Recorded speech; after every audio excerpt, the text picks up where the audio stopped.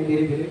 अभी जो मैं अगले जो है हमारे स्टेज पे जो मैं बुलाऊंगा उनका नाम है सोनू, चंदन नगर से आए हैं। सोनू चंदन नगर से आए हैं, जो कि ग्रुप डी में सिलेक्ट है। इसमें पूरा लिख नहीं रखा है, खाली ग्रुप लग रखा है। सोनू चंदन नगर से। अभी मेरा ग्रुप डी में हुआ नहीं है, मतलब वेटिंग में है, शायद हो जाएगा। और मैं साथ में रेलवे एसआई की तैयारी कर रहा हूँ कि अब तक उसमें अच्छा स्कोर हो। मैंने स्टडी मंत्रालय यूट्यूब से भी क्लासेस देखी है और अभी मेरे पास 24 बैच नंबर है। मैं यही कहूँगा कि लगे रहो, आप जरूर होगा आपका कि एक दिन। धन्यवाद सोनू, धन्यवाद। विकास भट्टू से हैं, जो कलर की पोस्ट पे लगे हैं। विकास जी, विकास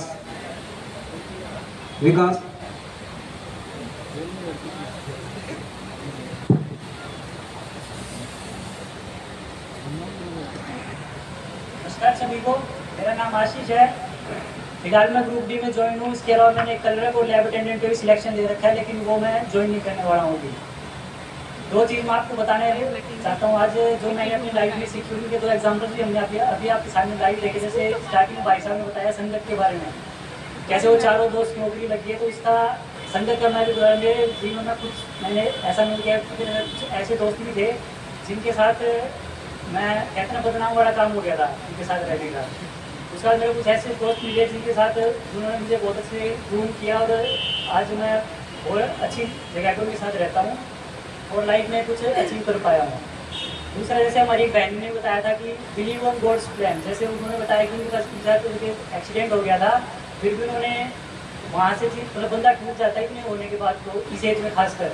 लेकिन उन बहन को भी, उनके परिवार को बहुत बहुत शुभकामनाएं कि उन्होंने ऐसा सफर तय किया और आज वो एक अच्छी जगह पहुँच गई है। और आप सभी इन चीज़ों को अपने जीवन में प्लीज़ अनुपालन कीजिएगा, बहुत अच्छा आपको रहेगा, जीवन बहुत ऊंचाई की तरफ पहुँच पाओगे। थैंक यू, धन्यवाद।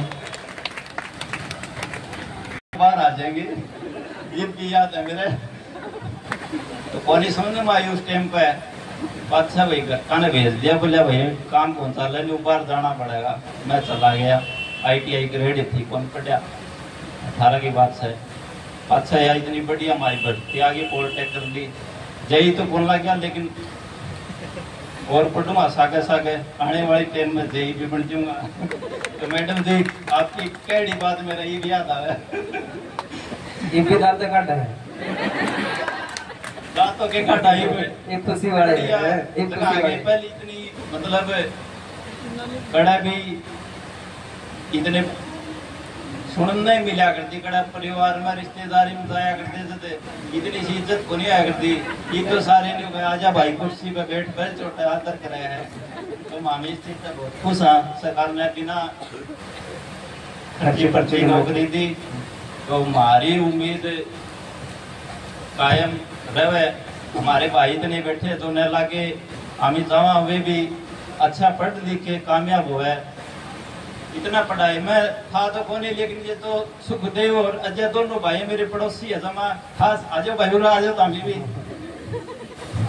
ये कीर्तन के मेरा छोटी लाड़वा काम है। हालांकि टाणी भरा दोनों भाई थोड़ा ही गैप है 5-7 किला में। तो इन दोनों भाइयों ने मेरी इतना मोटिवेट करा, भाई तारी भर्ती आ गई। हालांकि सीटी परी होया था उस टाइम पे, बेरा कौन था, भाई थोड़े मोटे बढ़िया करते, बेरा कौन नाका लगेगा कौन नहीं। उस टाइम पे पेपर क्लियर हो गया। ये दोनों वैकेंसी आ गई, भाई लाइन मैन की 6,500 वैकेंसी है। थोड़ी देर बाद से बेरा लग गया, भाई 15,000 बालक पास है। ये दोनों भाई बोले भाई खींच के ले ले, ये तो नौकरी लग जाएगा। उसके बाद मैं तो सारा रिश्तेदारियों में सारा दाना छोड़ दिया, ब्याह में कड़े को अपनी पढ़ाई पर ध्यान ले लिया। हालांकि बढ़िया डिपार्टमेंट मिल गया मैंने, HVPNL में एलम हूँ, बहुत बढ़िया डिपार्टमेंट है।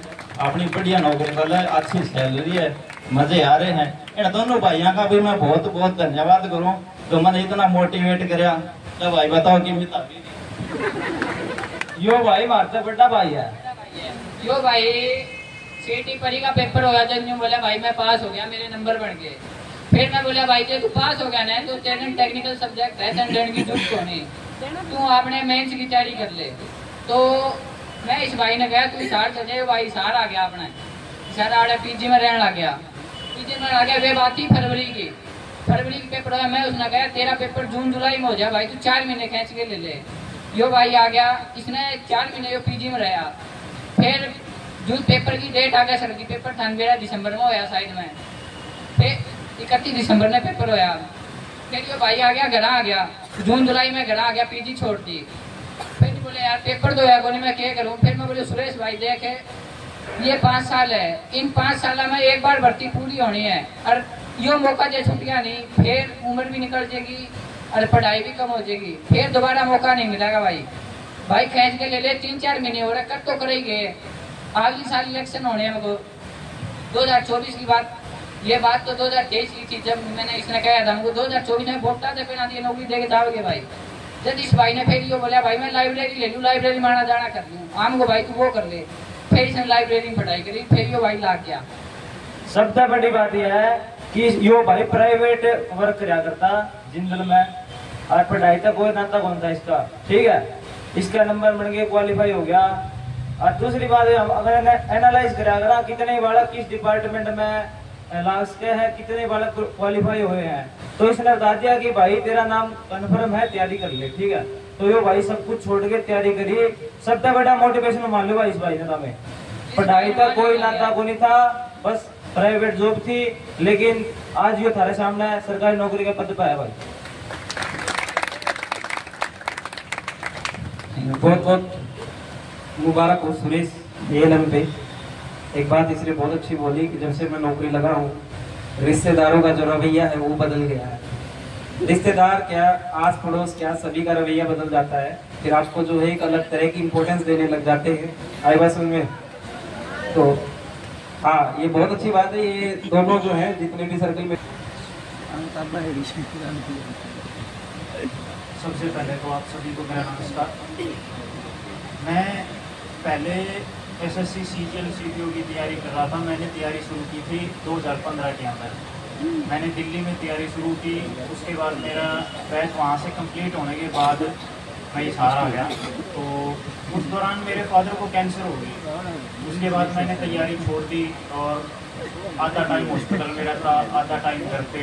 मैक्सिमम टाइम हमारा उस टाइम 6 महीने तो दिल्ली ही बीतते थे। उसके बाद मेरी तैयारी बिल्कुल ही मतलब 2017-18 की शुरुआत तक आते आते बिल्कुल छूट गई थी। फिर 2-3 साल तक मैंने कोई तैयारी नहीं की, कभी घर पे, कभी हॉस्पिटल, कभी खेत, ऐसे चलता रहा। इसके बाद 2021 के अंदर आके मैंने फिर से थोड़ी बहुत तैयारी शुरू की। घर वालों ने कहा कि अब तैयारी कर ले, थोड़ी बहुत तैयारी कर लिया, कहीं कामयाब हो जाएगा। तो दूसरी चीज़ अपना हरियाणा में भाई बिना नौकरी तो रिश्ता रास्ता की बुरी हो है। तो सारी चीज़ें में दिक्कत आ थी, तो घर के बोले एक बार तैयारी तो कर ही ले। मैंने दोबारा CGL की तैयारी शुरू कर दी, क्योंकि GS के अंदर मेरा इंटरेस्ट था नहीं ज़्यादा। उस टाइम के ऊपर इंग्लिश और मैथ, ये 2 ही मेन सब्जेक्ट हुआ करते थे CGL में। ये दोनों को रखे, इन्हीं दोनों का ऊपर जोर वेड़ के न दोबारा जुट गया। वो परी क्लियर हो गया मेरा। लेकिन मेरे जो ग्रेजुएशन का एक पेपर रहता था फर्स्ट सेमेस्टर का, वो मेरा पेपर इन्होंने 15 से लेके 21 तक भी लटकाए रखा था यूनिवर्सिटी ने। मेरा पेपर लगभग हर बार अच्छा जा रहा था, लेकिन उसके बावजूद वो पेपर क्लियर नहीं हो रहा। मैंने यूनिवर्सिटी के ऊपर 2 बार RTI लगा दी।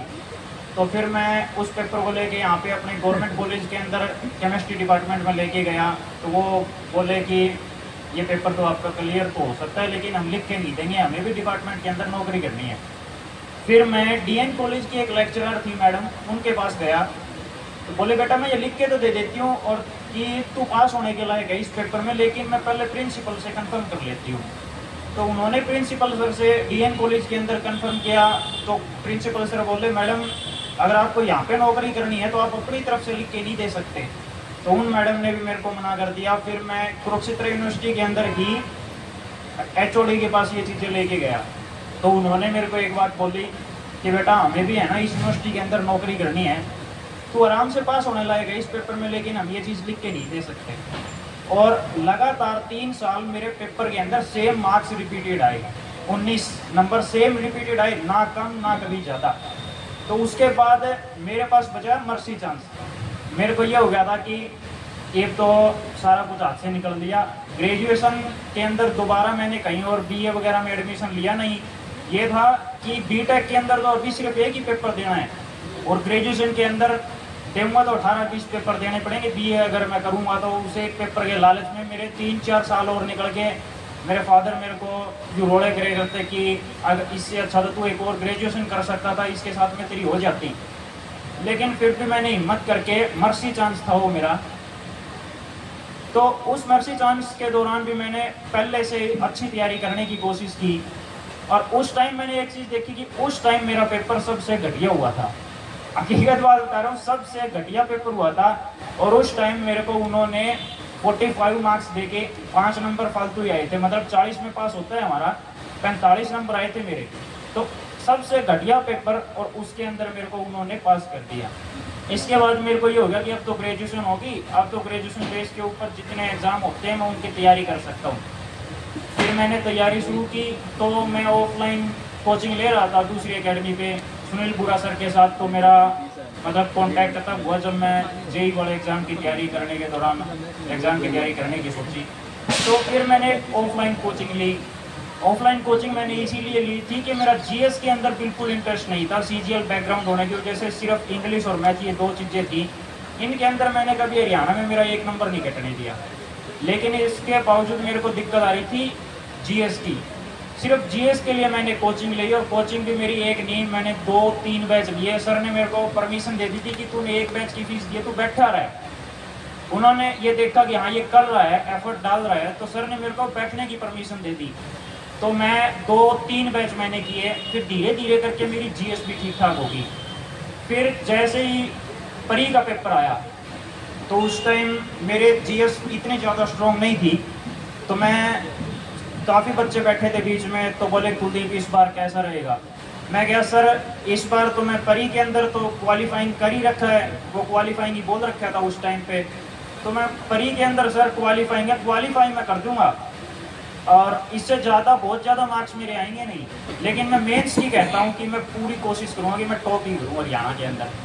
तो मैंने परी के अंदर मेरे मैक्सिमम मार्क्स बने थे इंग्लिश, हिंदी और ये जो रीजनिंग है, इस तरह के मैथ है, इन 4-5 सब्जेक्ट की वजह से मेरे मैक्सिमम मार्क्स बने थे। तो मेरे मार्क्स बन गए ओवरऑल 60 मार्क्स। जीएस मेरी उस टाइम पे भी थोड़ी वीक ही रही, अगर वो अच्छी होती तो मेरे और मार्क्स आते। फिर मैंने क्या किया, मैंने हिसार आना बंद करके, एक दोस्त मिल गया मेरे को गाँव में ही, हम दोनों ने उसके घर पे बैठ के तैयारी शुरू की। उस रूम से बाहर सिर्फ खाना पीने के लिए हम बाहर निकलते, कभी बाहर नहीं निकले उसके बाद। और जब ग्रुप डी का पेपर आया तो मैंने वो पेपर इतना अच्छा अटेम्प्ट किया। अभी जो मैं शो कर सकता हूँ वो ये है कि मेरे 87 क्वेश्चन ठीक बचे, लेकिन एक्चुअल में मैंने 98 क्वेश्चन ठीक किए थे। और 2 क्वेश्चन जो थे वो मैंने छोड़ रखे थे कि मैं ये 2 क्वेश्चन लास्ट में करूँगा। और जैसे मैंने वो सर्कल फिल करे तो उन 2 क्वेश्चन की वजह से सर्कल ऊपर नीचे फिल हो गए। मेरे 87 क्वेश्चन ठीक बचे जो दिखाने लायक हैं, बाकी मैंने 98 क्वेश्चन ठीक किए थे। तो ये चीज़ मेरे को ध्यान नहीं रही। तो मैंने पेपर से बाहर निकलते ही सर को बोला, मैंने कहा सर जो कमिटमेंट की थी कि पूरा हरियाणा टॉप करना है वो मैं टॉप कर सकता हूँ, मेरे 98 ठीक है, क्या पॉसिबिलिटी है। बोले कि पेपर तो बहुत ज़्यादा ईजी था, लेकिन फिर भी जो 98 का स्कोर देख के लगता है कि तेरे को फर्स्ट पोजीशन शायद मिल ही जाए। लेकिन जब वो किया ही ना, तब वो ध्यान से देखा कि वो जो 2 क्वेश्चन थे उनकी वजह से क्वेश्चन की जो की मैंने फिल की थी वो ऊपर नीचे हो रखी थी, जिसकी वजह से मेरे 87 क्वेश्चन बचे। लेकिन उस टाइम मेरे अंदर ये कॉन्फिडेंस आ गया कि हाँ मैं कुछ हूँ, मैंने तैयारी कर ली है। मेरा वो लेवल जीएस और बाकी सब्जेक्ट में वो लेवल नहीं है जो मेरा पहले था, तो काफ़ी ऊपर उठ चुका था। उसके बाद मेरे को ये था कि 80 से नीचे कोई पेपर के अंदर मेरा अगर स्कोर जा रहा है ना, तो मैं ये मान रहा था कि मैं खुद के साथ ही नाइंसाफ़ी कर रहा हूँ। उसके बाद सीईटी परी में स्कोर कम होने के कारण मेरा रोल नंबर कहीं और आने के चांसेस नहीं थे जेई के अलावा। मेरे को जेई ही ऑप्शन दिख रहा था।